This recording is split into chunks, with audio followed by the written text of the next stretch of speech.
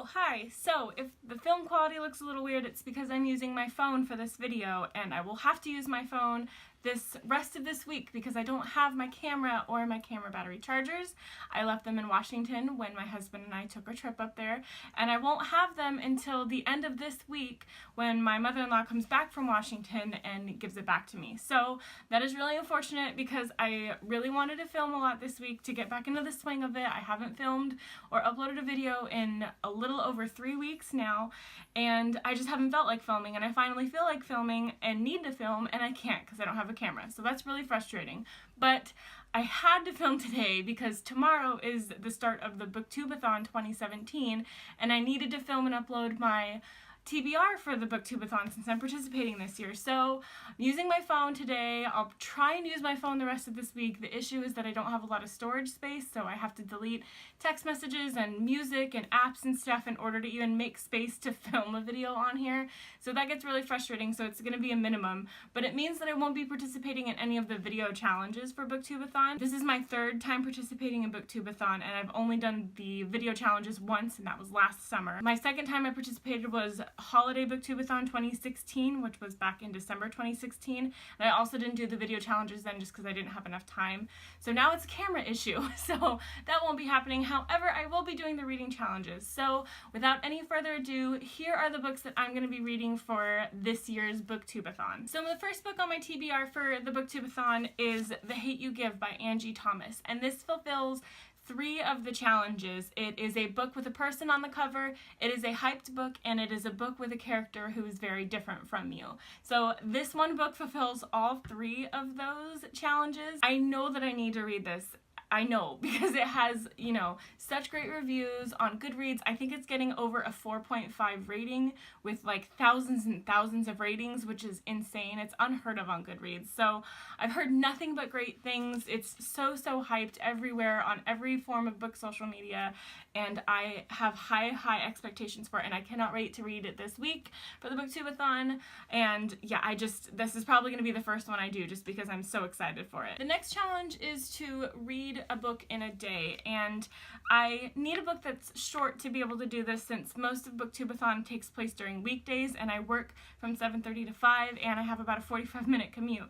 So I need something that is going to be easy for me to read in one day given my schedule. So I picked Gwenpool Volume 1, and this is actually something that my husband got for me as a little surprise gift because he knows me very well. I know nothing about this except I know who Spider-Gwen is, and I know who Deadpool is, and I assume that this is a combination of those 2 characters, which makes me super excited because that is freaking awesome. So I plan on reading this week for Booktube-A-Thon and reading it in one day because it's so short, because it's a comic book. So that is the one that I'm going to use to fulfill that challenge. Another challenge is to read a book that you bought because of the cover, and for this one I'm picking the book Feuds by Avery Hastings.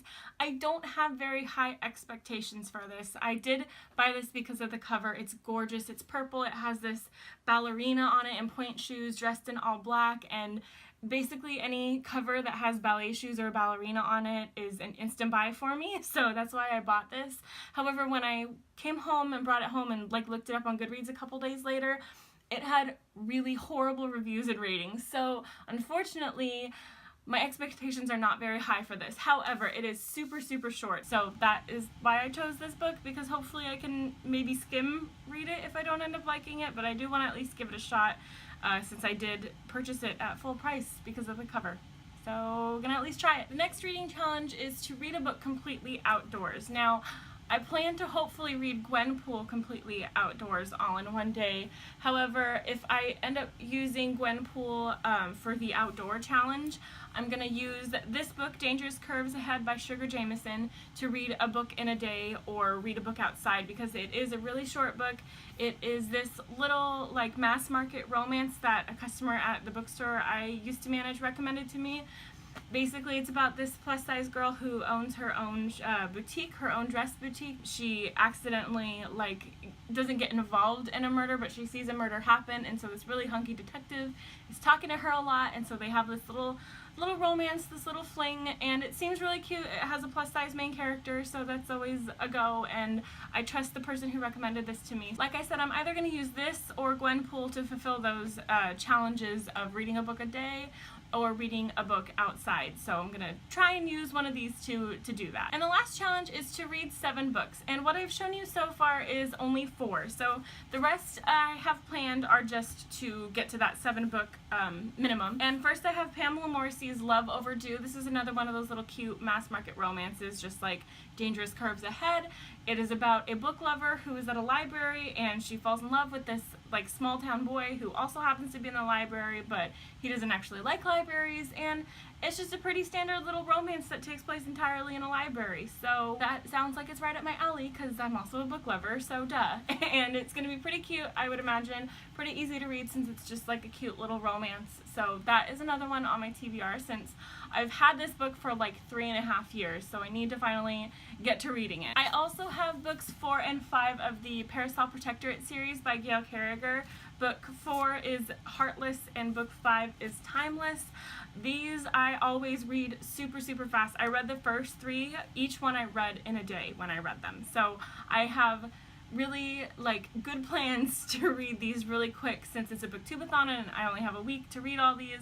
But these are gripping. These are probably my favorite book series I've read this whole year. I highly recommend these. It is blowing everything else I am reading out of the water. It is just fantastic, and if you haven't heard of it, it's basically this like steampunk Victorian supernatural paranormal romance novel, and it has everything you could ever imagine or want in a book, and I highly recommend all of these.